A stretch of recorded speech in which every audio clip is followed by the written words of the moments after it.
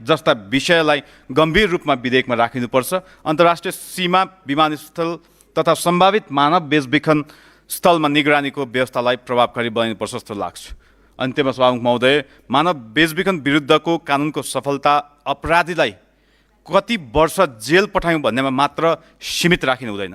हामीले कति नागरिकलाई बेच्नबाट जोगायौँ, कति पीडितलाई सम्मानपूर्वक घर फर्कायौँ, कति परिवारलाई, त्यस्ता परिवारलाई हामीले न्याय दिलायौँ र कतिलाई पुनः सम्मानपूर्वक समाजमा स्थापित गर्न सक्यौँ भन्नेमा मापन हुनुपर्छ, गरिनुपर्छ भन्ने मलाई लाग्छ।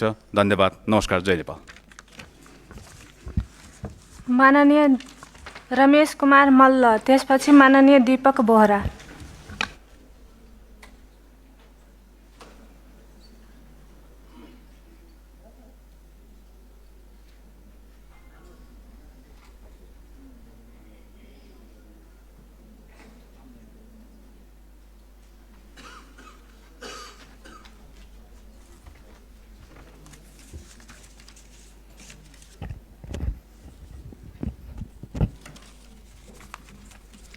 सम्मान्य सभामुख महोदय,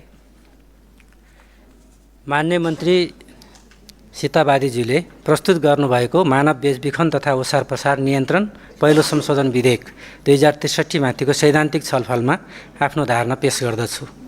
नेपालमा मानव बेचबिखन तथा ओसार प्रसार नियन्त्रण र पीडितको संरक्षण तथा पुनर्स्थापनाका लागि 2064 सालमा मूल ऐन बनेको हो। तर करिब 2 दशकको अवधिमा मानव बेचबिखन र ओसार प्रसारको प्रवृत्ति एवं अन्तर्देशीय सङ्गठित अपराधको प्रकृति बदलिएको छ। मानव बेचबिखन नियन्त्रण र मानवाधिकार संरक्षणको क्षेत्रमा नेपाल सरकारले गरेका अन्तर्राष्ट्रिय प्रतिबद्धता पूरा गर्न र बदलिदो परिस्थिति अनुकूलको कानुनी व्यवस्था गर्न यो संशोधन आवश्यक रहेको धारणाप्रति म सहमत छु। सभामुख महोदय, आज मानव बेचबिखनलाई मानिस किनबेच वा एक ठाउँबाट अर्को ठाउँमा ओसार्ने अपराधको रूपमा मात्रै बुझेर हेर्नु हुँदैन। मानव तस्करी, जबरजस्ती श्रम, यौन शोषण, वैदेशिक रोजगारीको प्रलोभन, गैरकानुनी आप्रवासन र साइबर माध्यमबाट हुने शोषणसँग जोडिएका विश्वव्यापी चुनौती